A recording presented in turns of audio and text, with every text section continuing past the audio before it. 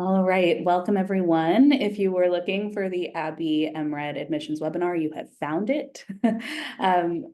Please note that there are more of you than there are of me. So if you could hold your questions for the most part until I pause mid-presentation for questions or until the end of the chat so I can make sure that I'm getting to all of them in a timely manner. My name is Sabrina Lazarus. I am the program director for the Abbey MRED. What that means for you is that I will be not only your point person for the admissions process, I lead the admissions process. I am on the committee that reads your applications. I will also be working quite closely with you if you do become a student with us. So you'll get to know me quite well if you join us, both starting from now all the way through your program and beyond as an alum. So looking forward to working with all of you. The Nancy and Douglas Abbey Master of Real Estate Development and Design is a unique program here at the College of Environmental Design at UC Berkeley. This photo shows our cohort that graduated last year jumping in front of our building, which is Bauer Worcester Hall, the home of the College of Environmental Design. What that means for our students is that you are among a really vibrant and robust community of not just aspiring real estate developers, but also architects, landscape architects, city and regional planners, urban designers, and sustainable environmental designers. So a community of people who really believes in the built environment, which really helps to enrich the experience for our students. Our agenda today is as follows. I'm going to be talking kind of throughout the presentation about what makes the Abbey MRED program unique from some of its peer programs. The good news here is that there are a lot of great programs that will give you the foundational skills that you need to be a developer, but there are certain parts of this program in particular that I think really do make us unique among that of programs that might lead you to feel that this is the right place for you. We'll also dive deep into the cohort profile, getting to know the current students and what the makeup of the students typically looks like. We'll go into the program details, as well as, of course, the admissions process. I'll detail what the proper next steps are for completing the application, and we'll have plenty of time for questions. So first, excuse me, the Abbey MRED program is offered two ways. First is a one-year full-time program. It is also offered as a two-year part-time program. So that's appropriate for those who are working professionals who also want to be obtaining their degree without kind of interrupting their career momentum. I do want to note that both of these delivery options are in fact going to be in person and on campus. We do not have an online component to this degree program. The Abbey MRED degree is very interdisciplinary. You're going to have a really foundational skills experience. You're going to have a full suite of finance courses, a full suite of what we call design and synthesis courses, which we'll talk about in a bit. You're also going to get bits and pieces of a lot of different areas because ultimately a real estate developer needs to know a little bit about a lot of things. So in addition to that finance and design, you're going to have construction, you're going to have econ and market research, you're going to have law, you're going to have professional practice. So there are a lot of different disciplines that you'll be exposed to throughout the degree. We also do have an option to concentrate in one of three areas. A concentration is an optional extension of the program beyond that 1 or 2 year time frame into one additional semester following a summer internship. I won't go into the details too much since this is something you would decide to do kind of midway through the program, but just know that there is that possibility to concentrate, take additional courses, do an independent research project, and do an internship in affordable housing, finance and investment, or sustainability and resilience. I also want to highlight that the MRED program is going to expose you to a really vast network of professionals. First of all, our faculty in this program are almost entirely practitioners in the field.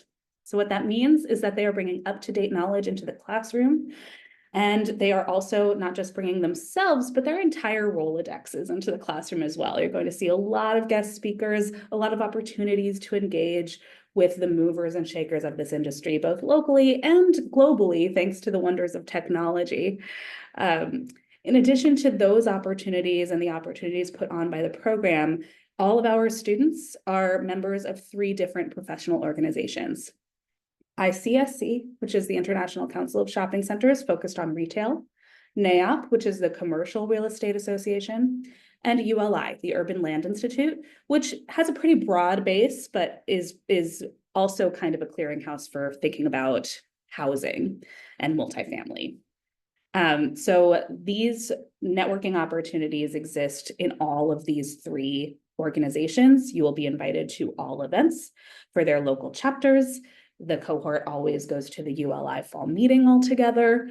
So there are a lot of ways that this can help expand your horizons, give you access to even more people to reach out to for a coffee chat, and more ways to gain kind of more specialized education in any area that they are focused in. I want to do a little bit of a deeper dive into the logistics of full-time versus part-time. So again, 1 year for full-time versus 2 years for part-time. So you would start in June 2025 and you would finish the program in May 2026 or 2027. For the full-time, you're going to take 4 courses per term. That's going to be on 4 days. We always keep Fridays off so that people can obtain part-time internships or catch up on their workload or attend optional events, things of that nature. We also, if you're in the part-time program, you're going to have 2 courses per term. So literally just halving what you would be doing in the full-time. In both of these delivery options, you're going to have the opportunities to take electives in each fall and spring semester. Again, courses 4 days per week in the full-time, 2 days per week in the part-time for everybody, because you are all taking classes together. Your coursework is primarily going to take place between 2 and 6 p.m. The exception to this is in the summer. We'll talk about that in a moment, when your day is going to just go a little bit longer. Instead of going from 2 to 6, it might go closer to 2 to 8 or 8:30. For either of these delivery options, I want to emphasize you are getting the same and full Abbey MRED experience. You are invited to everything. You are part of 2 different cohorts in the case of the part-time, and there is nothing that will be held back from you. I think the watchword here is just how flexible is your work going to be if you want to attend something optional that's happening on a Friday or something along those lines. So the more flexibility you have, the better, but we do commit that everything that is required and all of your required coursework is taking place between 2 and 6 p.m. on Monday through Thursday. The schedule for the program begins in early June when we will have an orientation. This is going to be both an introduction to the real estate development industry and also an introduction to all of the incredible resources that you see Berkeley has to offer. We're very lucky to be part of a prestigious, world-renowned university, the best public university in the country. And with that comes a lot of opportunities and a lot of things that you might wish to engage in. So I try to help you navigate that large space for a large institution. Orientation is also a really incredible cohort building opportunity. You are one of 2 programs within the College of Environmental Design that is running during the summer, which means that you kind of rule the school. So you're going to be spending a lot of time together, really getting to know each other during that time before all of your colleagues in architecture, landscape architecture, city and regional planning, et cetera, come join you in the fall. That intensive summer semester is intensive because you might notice that we have 12 units of workload in the fall and the spring, and also 12 units in that intensive summer. But note, fall and spring are 15 weeks long, summer semester is only 10 weeks long. So we're cramming the same amount of material into 2/3 of the time. And accordingly, you're going to be spending more hours per week in class in the summer. That's why we go until 8 or 8:30. And you're going to have more outside work time. Because of this, and I should note also, this is for full-time, so you would just take half this if you're thinking part-time. Because of this, we don't recommend taking on internships or work if you're in the full-time program in the summer. I want to repeat that. Please overload yourself in the summer. You will not only be kind of diving into the curriculum, the summer semester is kind of a leveling experience where people who are new to any one discipline are going to have that uphill battle, but be guided by the members of the cohort who have that expertise. It is also a time when you are adjusting to graduate school, which is a bit of an adjustment, even for those of you who are relatively close to your undergrad years.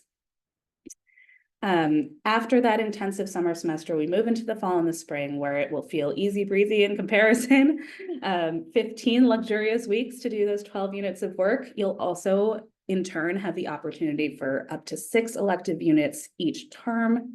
That usually translates to 2 full-term classes, but there are also plenty of options that take place in certain modules within the term or have a lesser workload. So a lot of options there. I want to talk now a little bit about what we see as some of the advantages that UC Berkeley's MRED program has. I'm going to start with this first one. We are the most diverse MRED program in the country. We're very, very proud of that. So to give you a little bit of a sense of that, here is the geography that all of our students have come from. Just to be transparent, our first cohort began in 2018. So we are currently recruiting for our 8th cohort. And among those, you can see that they have come from all over the globe, right? We've got folks from every continent. We have an incredibly diverse geographic profile. Typically, the makeup of a cohort is going to look roughly like about a third coming from California, about a third coming from the rest of the United States, and then the last third coming from this kind of global map here. This year's cohort has 35 students in it. We are typically looking at about 35 to 40. This year's cohort is 29% women, 71% men. This fluctuates year to year. It's kind of anywhere between this on the low end and 40% on the high end. We are really looking to achieve parity in our genders in the program because we want the industry to change, the face of the industry to change. One of our missions as a program is to help diversify the industry and make it look a lot more like the communities in which it builds, because that way you can ensure that everyone's perspectives and voices are heard and everyone's interests are taken into consideration. So we are very much encouraging of having more women, more people who identify as people of color. You can see that percentage on the slide as well.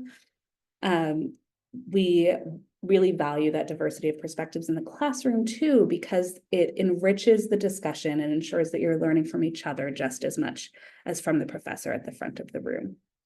I also want to highlight that the average age this year is 29. It is always kind of 29 to 30.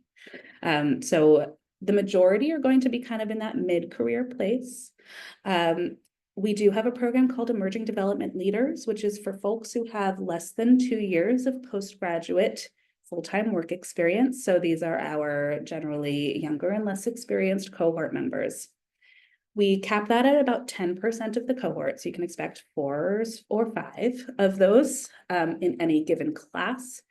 And these folks are making up for the fact that they don't have as much full-time work experience with really exceptional performance in their undergrad, a demonstrated interest in real estate development, and some exposure through internships, through extracurriculars, through a family business, whatever it is. So they are still bringing a lot of value to the table and are exceptionally well positioned to be successful, even among students who by and large are older and more experienced than them.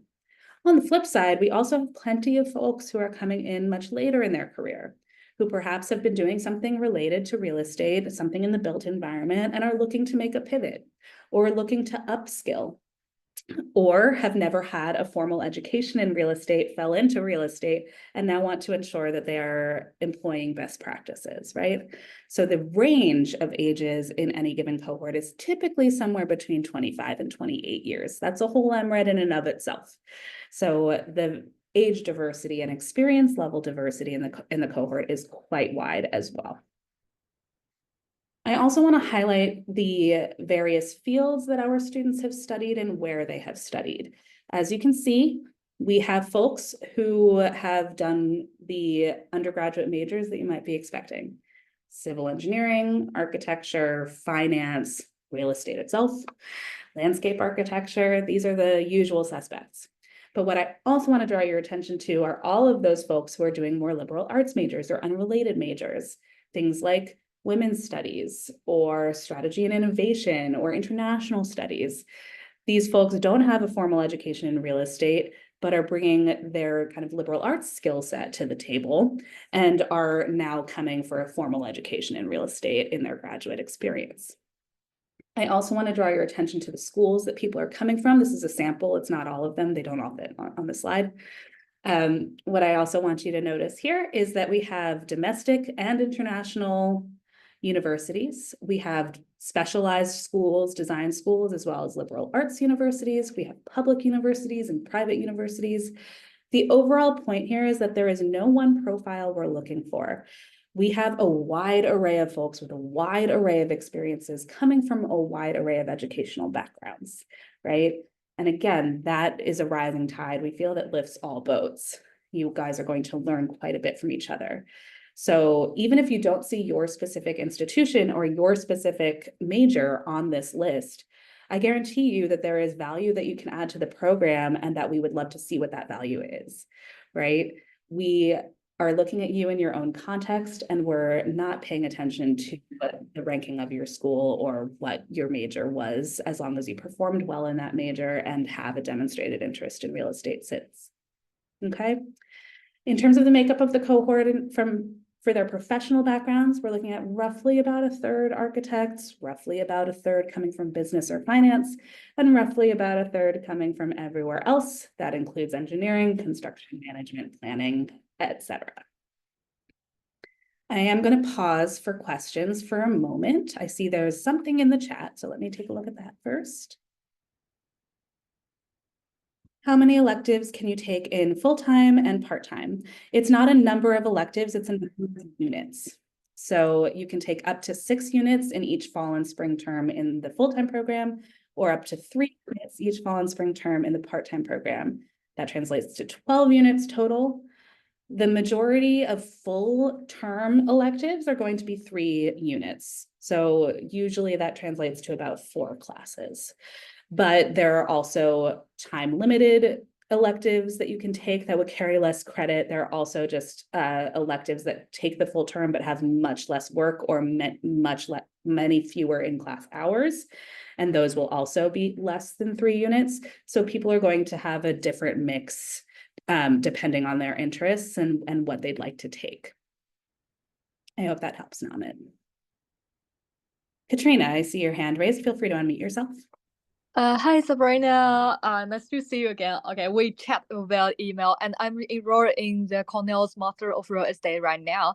But yeah, I still, want to apply for Berkeley again this year. Just want to know, can I transfer my credits from Cornell to Berkeley? Yeah. The answer is most likely not, but what you can do is you are allowed, and this is true not just if you're in a real estate program right now, or if you just did some related work in undergrad, we do have the opportunity to substitute out of some of the courses if you have previous experience, which kind of translates to the same thing. You would instead replace those units with electives units. So you would still need to take the 36 units total needed for the program, but you would be able to play around with that elective opportunity instead of repeating some of your coursework. That sounds awesome. Thank you so much. And the second question is, because my professor, at Cornell, they probably want to keep me here. So for the recommendation letters, can I use the last years from my bachelor's professor?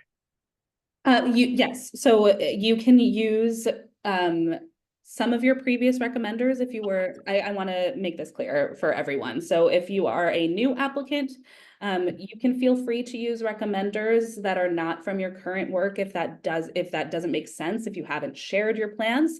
We of course like to see information about you and perspectives on you that are as new as possible. So please keep that in mind as you're doing that balancing act. You might want to find someone who perhaps isn't your boss at your work or whatever it may be. We'll talk more about the application process later. If you're a returning applicant, I am able to transfer some of your previous recommendation letters over, but we do ask for at least 1 new recommendation. And it doesn't matter if that is not from your current place of work. We just want another perspective that might be a little bit more current. I hope. Got you. Thank you so much. Yeah, of course. Namit, I see your hand raised as well. Yeah, Sabrina, so I had a similar question on the credit. So a couple of years back, I did the real estate investment certificate. Okay. from Harvard Extension School, which was an in-depth 4 courses on deep finance for real estate. So would I be able to get credit for them in similar kind of course? And I understand the credit I can use for different courses, but is that possible? Yeah, so same answer as before. If you are able to demonstrate that you already have the knowledge that is taught in one specific class per term, you are very much able to substitute that class with an elective. So in your case, you might be considering opting out of some of the finance classes, although I will say they're very popular and Carl Shannon's teaching is widely praised. So you might wish to still be involved in some way. And so what do you mean by if you're able to show expertise? So, for example, for previous coursework, we asked for the syllabus of the course that you took, as well as the Yeah, grade that you received, and a small narrative about kind of what you did in the I course. see. Yeah. Got it. Okay, thank you. Okay. Katrina, your hand is still raised. Is that just left over? I'm Oh, gonna take. sorry. Yeah, I don't have questions. Sorry, Okay. I will. I am going to move on in that case. Thank you guys for your questions. Now we're going to dive a little bit deeper into the curriculum, which it sounds like is very top of mind for many of you. Some of the ways that I think that our curriculum really stands out is, first of all, we see development as a possible solution to grand challenges that the built environment faces. We are in a time of change, and we are in a time where, for example, climate change is really affecting the built environment. We think that the built environment can really help solve some of the challenges that are cropping up in terms of climate change, in terms of equity, and improving the lot for marginalized communities. The way that we kind of approach this is through the 3 pillars that our curriculum is designed around. The first is design and urbanism. Now, by this, we don't mean that we're going to make non-architects into architects during this program. That's not the aim here. What we mean kind of small d design. What we really mean is that we're going to help you understand how good design is going to add value to your site, not just for your investors, but also for the community in which you're building. It's more of an understanding of placemaking and placekeeping and how a site fits into the urban fabric at large. The second pillar is sustainability and resilience. This used to be a nice to have. Now it's really a must have. Your developments are intended to stand the test of time, and that means that they need to be able to adapt to things like sea level rise, wildfires, pandemics, you name it, right? And we are also very concerned, given the state of the environment right now, that our building process and the way that we run our buildings going forward is always going to be taking into account sustainability. How can we lessen the damage done to the environment as we are creating these developments that we hope will be a net positive for the community? Finally, equity and inclusion. You know, we're here at UC Berkeley. Our reputation probably precedes us in this area. It's an area of very progressive values. What we are looking for is that our students will come out of this program always intending and having a strategy to benefit the communities that they're building in and ensure that they are not propagating some of the harms that real estate development has inflicted on some of those more marginalized or overlooked communities in the past, things like redlining and that sort of thing. How can real estate development and what you are going out into the world and doing help perhaps close or narrow the wealth gap, for example?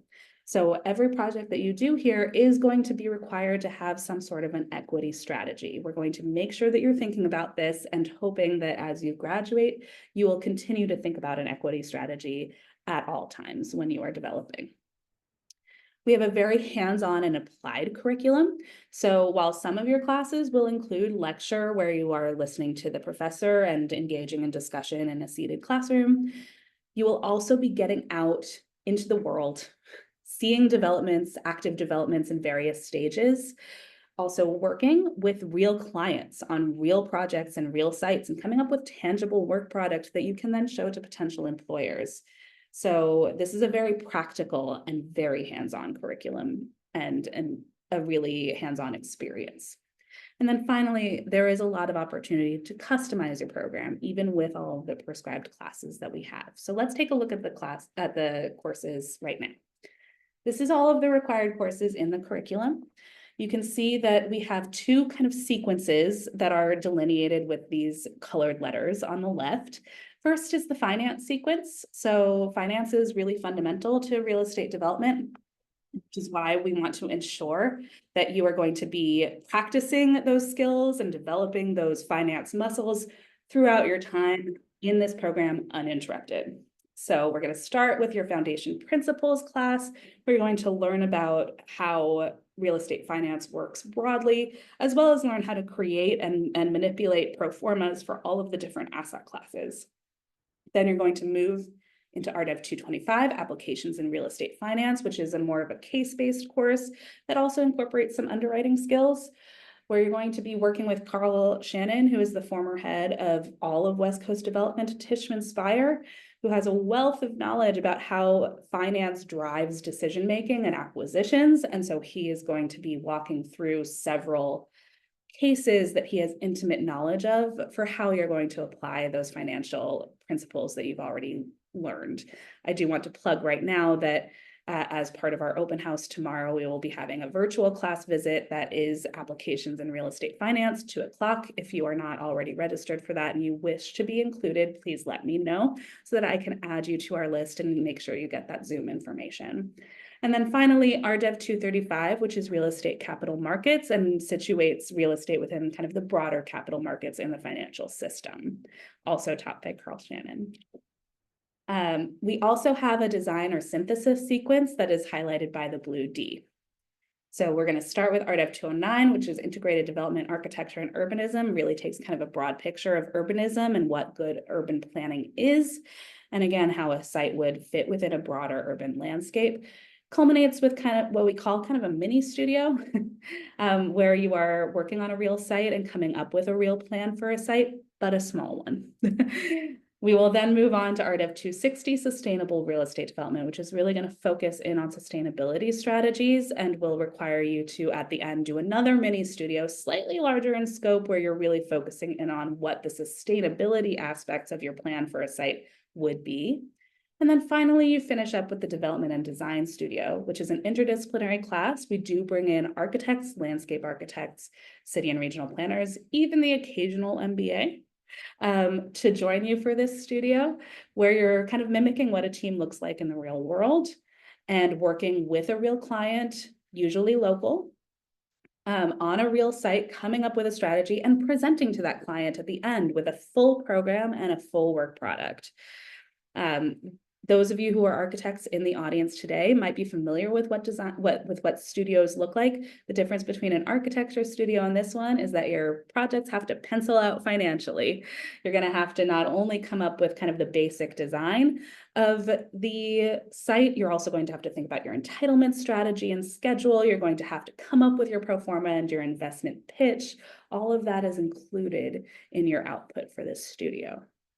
And then there's all of those interdisciplinary classes that I mentioned before. You've got your construction and development project management class, econ and market analysis, land development law and regulations, which we had a virtual class visit for yesterday, equitable and resilient development, which gives kind of a broad picture of sustainability and equity strategies that you dive further into in RDEV 260.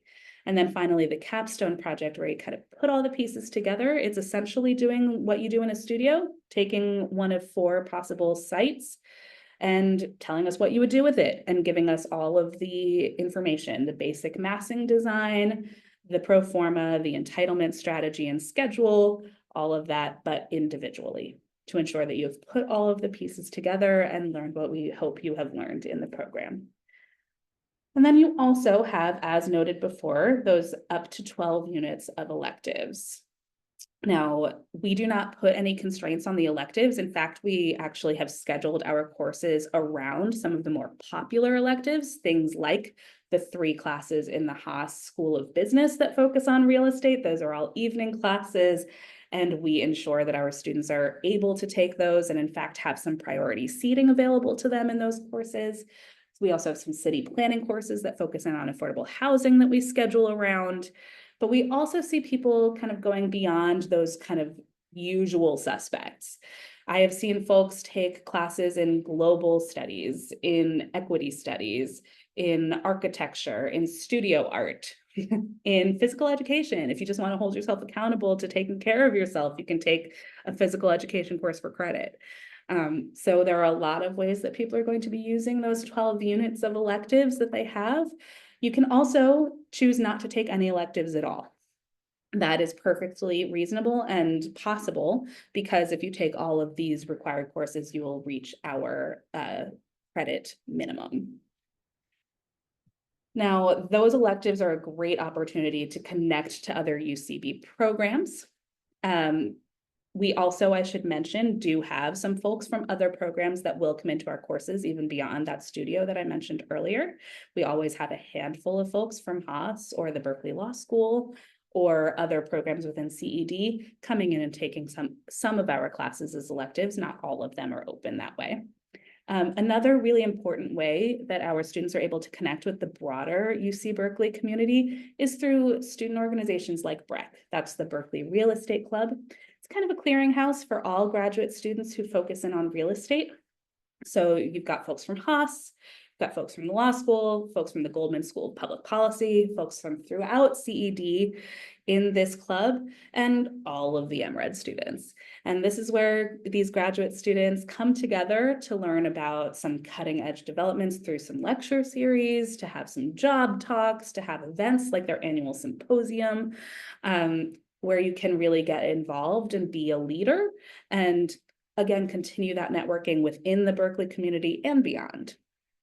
BREC also helps administer the real estate case competitions that our students will partake in. These are numerous. Most of them are in the spring, but some are in the fall. One of those that's in the fall is the Hack a House competition, which happened in late September. We are very proud to have had winners of this competition for the past few years. So this is one of our past winning teams. And you may have seen that this year, one of our teams not only won in their category, there are 3 categories that you can compete within in the Hack a House hackathon.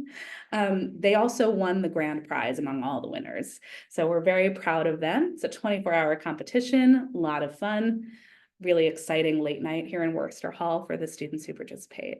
But there are many, many other case competitions that take place. One that's currently going on is the UT Austin kind of more finance-oriented competition. 2 of our students are in that right now. There are 2 affordable housing competitions our students take part in, Bank of America and HUD. There is the NAIOP Golden Shovel competition, which is a head-to-head between a team of Berkeley students and a team of Stanford students, coming up with a plan for redevelopment of a site. I am proud to say that Berkeley has a winning record in that competition, and we intend to keep it that way. Go Bears. So that's just a small sample of some of the case competitions that can even further add to your ability to apply your learnings and come up with tangible work product that you can ship to employers and win not just bragging rights, but in some cases some money as well. One other student organization that I do want to highlight is REDSA, the Real Estate Development Student Association. We do have an elected student government here in MRED, and that's a real opportunity to be the voice of the cohort and help influence how the cohort and the program operates. We are very receptive to feedback, and we will often tailor the program to the needs and desires of the cohort in terms of who we bring on as guest speakers and what kind of extra events we put on. So there's a lot of influence that our students can have as well. I mentioned that you're not just going to be seated in the classroom. We have plenty of behind the scenes project tours, which bring kind of a different dimension to student life in the program. This is a photo of one such project tour. It's our RDEV 200 Construction and Development Project Management class on Treasure Island, which is, for those who are not local, an island in the middle of the bay that kind of bisects the 2 halves of the Bay Bridge. And it is being fully redeveloped right now. So our students got a nice tour. You can see them with their PPE on. And of course, San Francisco in the background. Lovely photo. But this is the kind of thing you can expect to happen pretty frequently in the program. We'll also have special events and lectures, much like the one that is happening tomorrow evening. We have Fran Weld coming in, who is the CEO of Canopy Team in Baltimore, and she's going to talk about development within the sports industry and how that can be a catalyst for communities. So we're really looking forward to that. These special events and lectures are not just MRED students, but also opportunities to gather MRED and CED alums.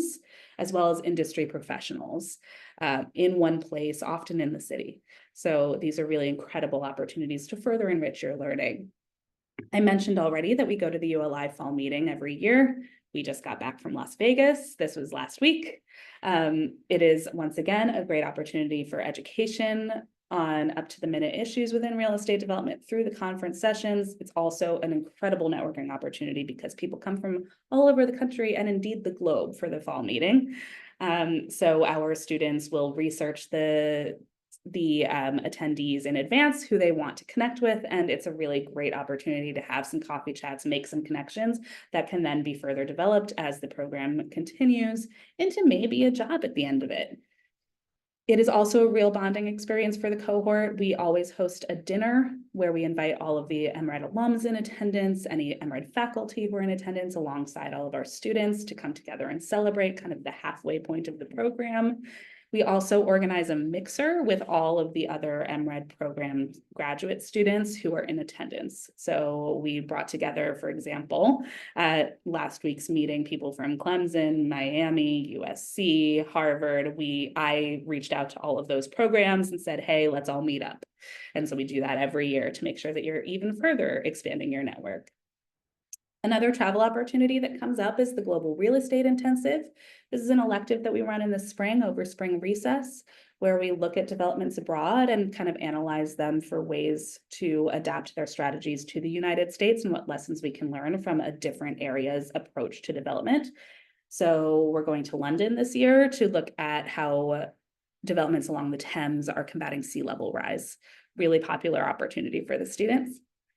Finally, I do want to talk a little bit about where we're situated. Beyond those travel opportunities, you will be spending the majority of your time, a year or 2 years, in Berkeley and the San Francisco Bay Area.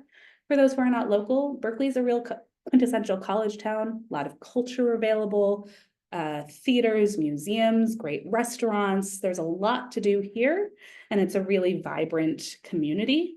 We are also right next to Oakland, which is kind of the hub of kind of culture in the Bay Area. And you have very easy access throughout all of the East Bay through the AC Transit Pass that you have, which gets you access to the entire bus system for free. We are also right next to a commuter rail station in downtown Berkeley that will take you straight to San Francisco in about 30 minutes. So that's the hub of kind of innovation and real estate development for the Bay Area, which means you're very close to companies and people for coffee chats and developments to take a look at. Really easy to get that access. And then, of course, you can also take that down to Silicon Valley, the international hub of innovation.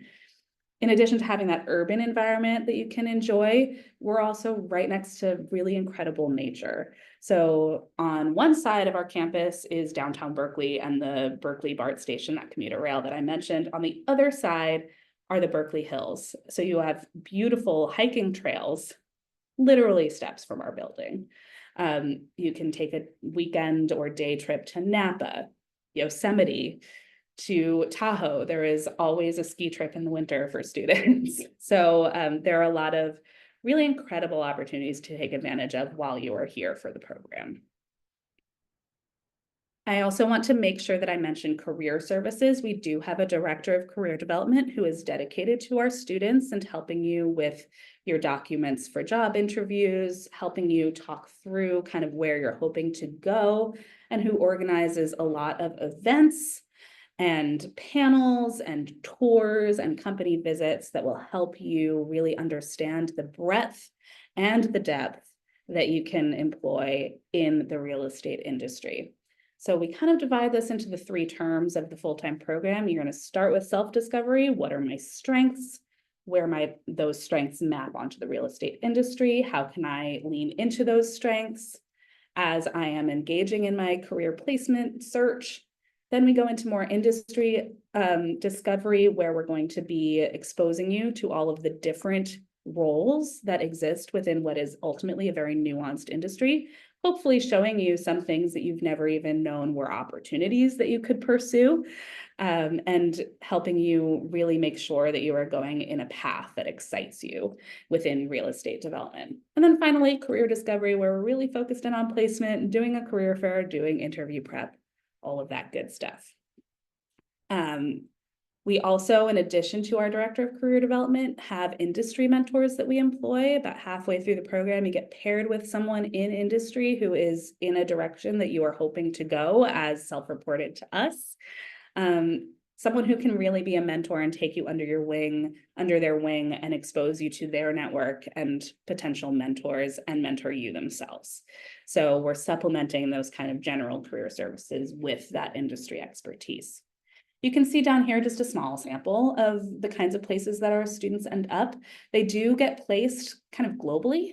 I would say maybe like 60% are staying in California. That's both the Bay Area and Southern California.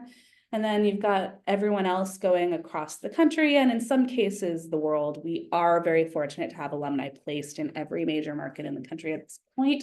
So wherever you're hoping to land, there's probably an MRED and therefore a built-in network available to you. Most people are going to be going for a development manager, development associate, or project manager role. This is a more general development role. Or they might focus in on a specific area like entitlements or acquisitions or asset management. Some people go into finance, financial analyst roles, things of that nature.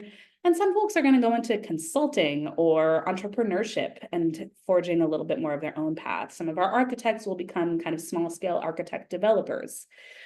So there's a lot of different ways you can go. You can see we have some financial institutions here. We have some multinational companies. We have some boutique, more local companies, affordable housing focused companies.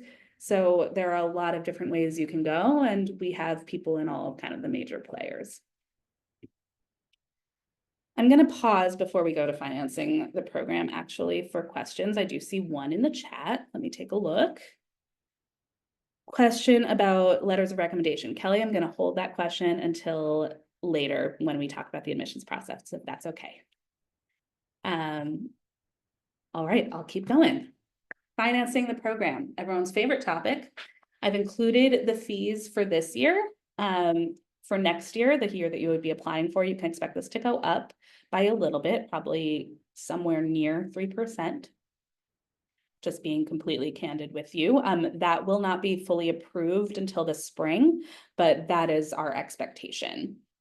Students will often take out some form of loan for the program. If you're a U.S. citizen or permanent resident, that would be federal student loans. I do want to share that you are going to be offered up to the full cost of living for the program. It's just a question of how much of that debt you want to take on.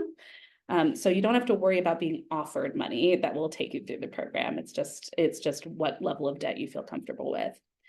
For our international students, we have organized no U.S. cosigner loan options with 2 companies, Prodigy Finance and Empower. So please take a look at those. You should also, of course, be looking for whatever loans might be available within your home country. The good news about loans is that because of the financial return on investment of the program, the expected salary bump that you can achieve, most of our students are able to pay off their loans in full within 1 to 2 years. So it's a good investment in yourself, generally speaking, and that loan is going to be pretty short term. We do offer admissions fellowships. I want to be clear that our philosophy here is spreading that money as far and wide as possible. We don't offer full rides, and our average fellowship is going to be somewhere in the neighborhood of about 20% of tuition. So you will still have some responsibility for some of the tuition, even if you do receive a fellowship, but we are trying to help as many people as we can and lessen the burden for you. To give you a sense of how widely we spread this money, about 60% of this current cohort has an admissions fellowship from us. So it's more than half. The fellowships are decided based on both need and merit. When I say need, I mean you opt in to being considered for the fellowship. World's easiest fellowship application. You check a box saying you wish to be considered on the application, and then you tell us in a few paragraphs how the fellowship is going to help you access your education and achieve your goals. It is also based on merit in that the stronger your application, the more likely you are to receive a fellowship. And I also do want to share that we take into account how far you're having to travel to come to the program and things like that when we're deciding on allocations. There is also a really special opportunity within the College of Environmental Design that we're very grateful for. It's called the Arc of Social Justice Corps. This is open to US citizens and permanent residents who are planning to go into a social justice area post-graduation. Now, that is a very broad definition of social justice, excuse me. Because of the values of the program, again, design and urbanism, sustainability and resilience, and equity and inclusion, this probably applies to the majority of you. If you are hoping to focus in on affordable housing, if you are planning on doing sustainable developments, if you are planning to do nonprofit development, the list goes on. You might qualify for this Arc of Social Justice Corps. It is a loan forgiveness program, so there does need to be need present, financial need present, but it is quite generous. The amount that they offer is typically somewhere around $40,000 or $45,000. So that's an excellent opportunity. And there's also additional programming for Arcus Fellows throughout the college, including some opportunities to meet like-minded individuals and have some panel discussions and lectures from folks, as well as mentorship in this area. So I encourage you all to apply. That is a separate application, and it is, I believe, going to be due around our round 2 deadline, which is January 15th. Our students will also take on student employment. This can be academic, so being a teaching assistant in another department. For example, one of our students right now is working with the undergraduate business program as a TA. Or it can be non-academic, just regular old campus jobs. We've had folks who, for example, work at the front desk of the gym. We've had folks who work with Residential Life on hiring their resident assistants for the year. That one comes with full room and board if you're okay with living in a dorm. So there are a few different opportunities to further supplement your income. And then finally, internships are certainly an option for our students who are in the full-time program. We recommend limiting these to 10 to 16 hours per week in the fall and the spring, just to ensure that you're able to take full advantage of the program, leave enough time for networking, for job hunting, and to eat and sleep. But internships can be really, really useful for our students in a way to further gain some practical experience. In particular, we found that international students can really benefit from internships to acclimate themselves to the US market. So that is certainly on offer. And again, Fridays are off to ensure that you have at least that day to be on site at a company. Now the admissions process. So you've probably heard the term holistic review if you've been researching schools for a while.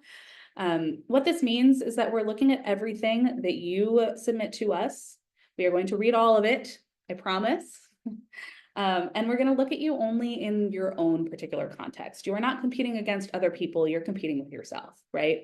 There are no quotas and no cutoffs. There is not a specific makeup of the class that we're hoping for. We just have ways that it generally shakes out, but there are fluctuations in each cohort. What we are interested in is having a group of really interesting people who have expertise in some area of real estate, whether that's design, whether that's business, whether that's planning, whatever it is, who have goals to go into development or to better understand developers, to work better with them from their own industry, and for whom there is a gap in their skill set to achieving their goals that we can help fill. So the most important thing for you in an application is to make clear why you're interested in pursuing the MRED. Make your case. Tell me why you are in my queue as a reader. Why now? Why us? How has your background prepared you? What are you hoping to do upon graduation, and how can we help you get there? So that is the most important part of your application.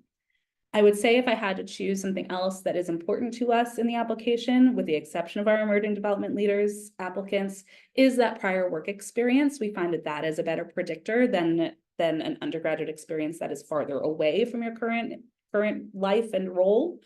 So we are looking at that primarily through your recommendations, through your resume. We will also, of course, be looking at your prior academic progress. This takes on a little bit more importance for emerging development leaders.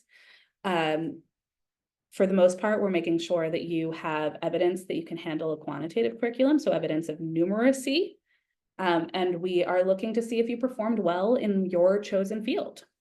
And if you are going to be able to handle what is ultimately a rigorous curriculum. So here are the requirements. I already said we do need a resume from you. Keep this to 1 to 2 pages. And my best advice here is don't make us hunt for your successes and for your real estate specific accomplishments.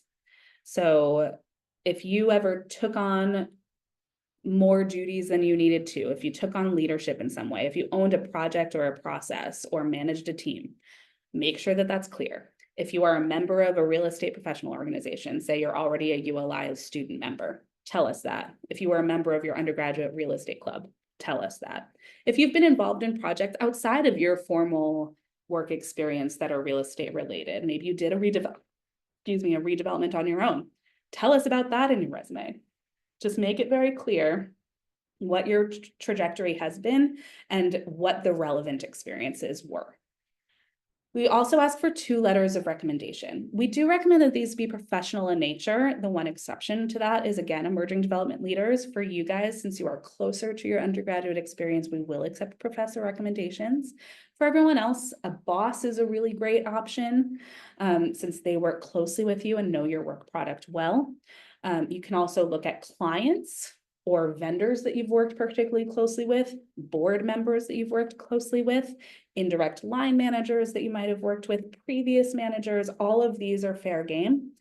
We're not focused on whether they're an alum or what the kind of prestige of their title is. That's not the focus. What we really want is people who know you really well and can speak very specifically to what you've accomplished as well as your potential going forward.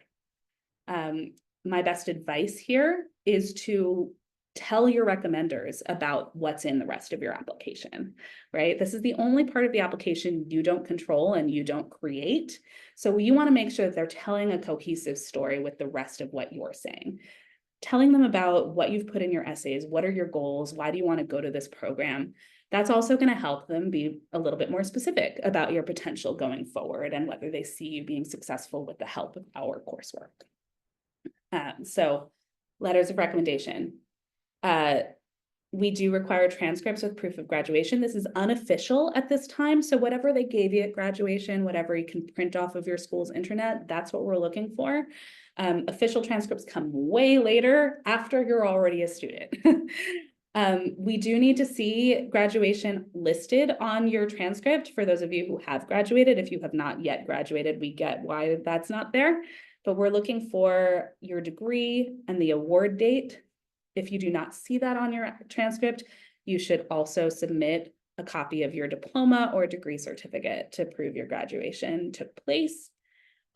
We need to be able to see the courses you've taken, the credit you received, and the grades you received for all of your coursework. So if there's, for example, a study abroad that you took for credit towards graduation, but it only appears on your transcript as T or general credit, we do need to see the classes and the grades. So you'll need to have that transcript as well.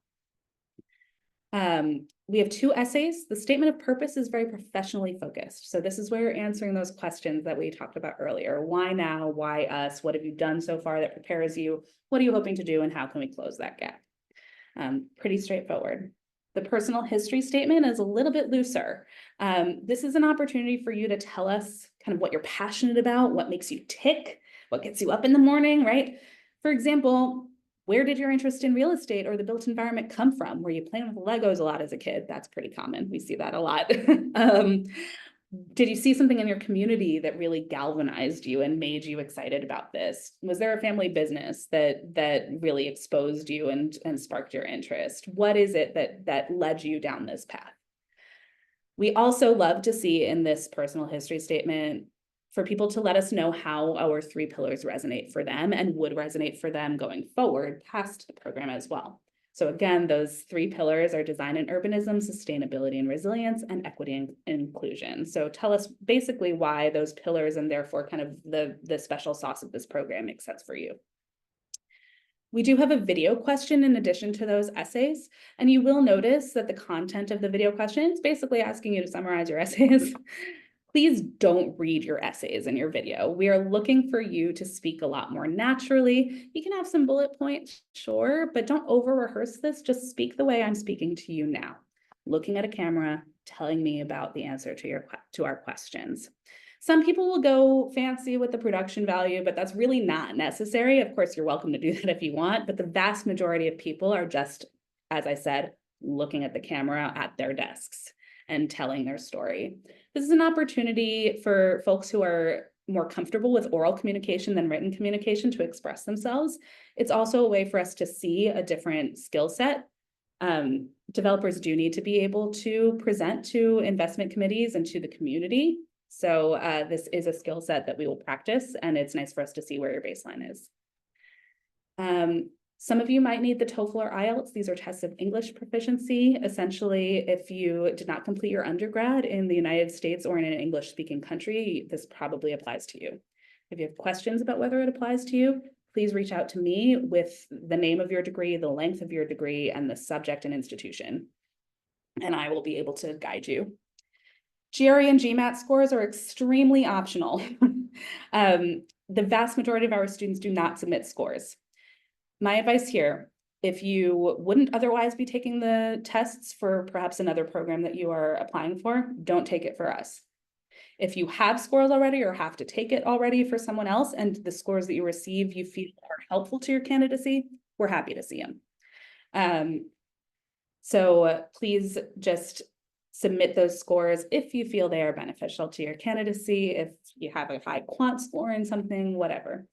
These are really intensive exams that require a lot of preparation, and we think that your time is better served focusing on the rest of the application if you don't have to take these tests.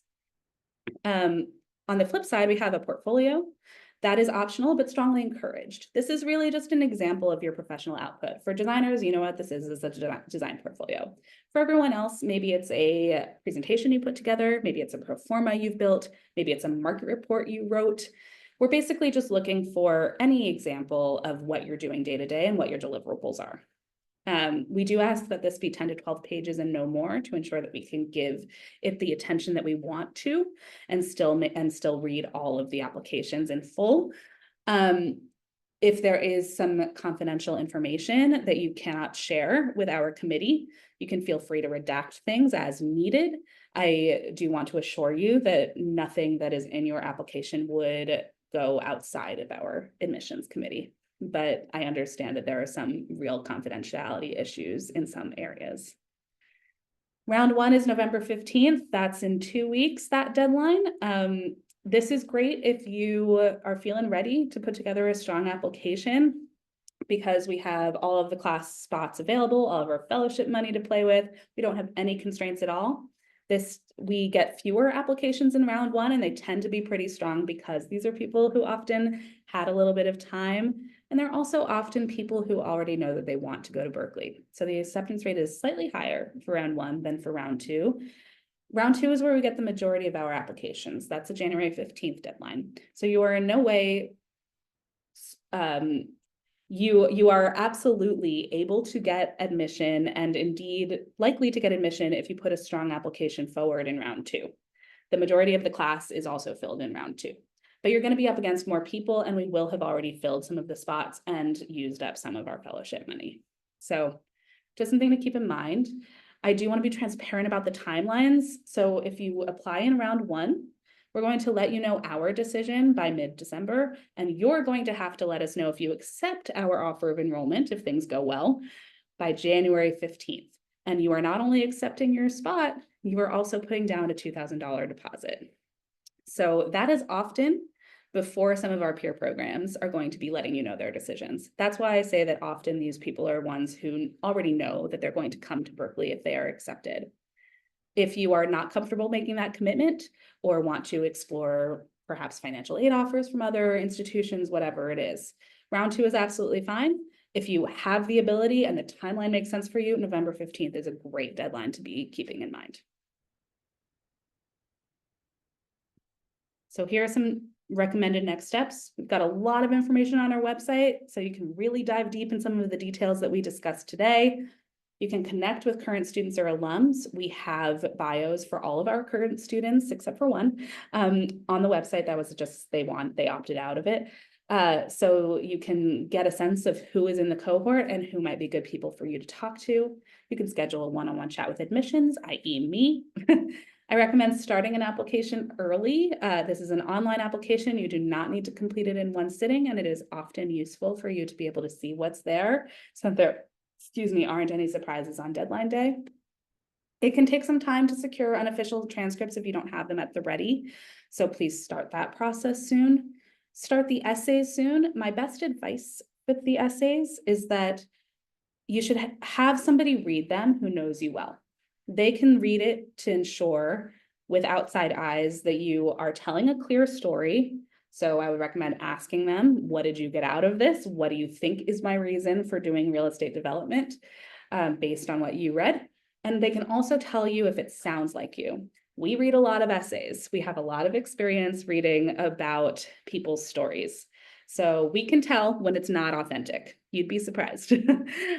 So be as genuine as possible. Use your own voice. Make sure it sounds like you and not like what you think we want to hear. Okay. And the best way to do that is to involve other people. Reach out to recommenders as soon as you can. If they have more time, they're going to be able to be more thorough in their responses. I do want to revisit Kelly's question from earlier, which was, may they be sent after the application is submitted? We do need them within a couple of days of the deadline in order to be able to consider your application, because applications do need to be complete in order for our readers to proceed. So we have a very small grace period for recommendations of about 3 days. If not, then we get to, November 18th or so, and I haven't received your recommendations, then I'm going to have to push your application into round 2. So do try to stay on top of your recommenders. Someone asked, will this be available for us to play back? Hi, Ro. Yes, it will. I will be sending the recording to everyone who registered, and in fact, everyone who registered for the open house. Namit, I see that you raised your hand again. Would you like to? Yes. Yes, go ahead. So Sabrina, you mentioned that for the November 15th, you'll let us know the results by Jan 15th. But if you apply by Jan 15th, when do you let us know the results by, and when is the deposit due? So we let you know the results by mid-December. The aim is around 15th. No, I mean like for the Jan 15 deadline. Oh, thank you. Okay, yes. For January 15th, we would let you know by the end of February, and you would have to tell us by March 30th. And that is when the deposit is due? Correct. And by when would we know? Sorry, go ahead. No, and by when would we know the details on the fellowship, and when would most of the payment be due after that, the tuition? Yeah, so generally speaking, we're awarding admissions fellowships at the time of admission. Sometimes there are some adjustments that we can make well after the fellowships, if we, for example, get some money returned to us if people decline their spots, things like that. So you'll know an opening offer at least at the time of admission. The rest of your payment for the program is going to be due the Friday before instruction begins. So that's actually during orientation. I see. The general way that you are billed for this program, if anyone wants those details, is in thirds. So you would pay for 1/3 of tuition, i.e. the summer semester, on that Friday before extension during orientation. The Friday before instruction begins for fall, you'll be billed for fall, which is another third, etc. And for those in the part-time program, you would just be billed in sixths instead of thirds. There is an option to opt into a fee payment plan that would extend your payment and turn it into a monthly cost for you in the fall and the spring. That's not available for the summer term. So those are all the details about payment. I hope that helped. Got it. Yes, that was very helpful. Thank you. All right, great. I see something else has come into the chat. Oh, just to thank you. You're welcome. Any other questions? I know we're a little over time, but I'm happy to help. No? Okay. Well, thank you so much for your time. It's been a pleasure spending the past hour or so with you. If you have additional questions that come up later, please feel free to email me at mred@berkeley.edu. I hope you are all having an excellent day and taking care of yourselves and each other. And go Bears. I look forward to continuing the conversation. Bye, everyone. Thank you. Thank you, Sabrina. Thank you.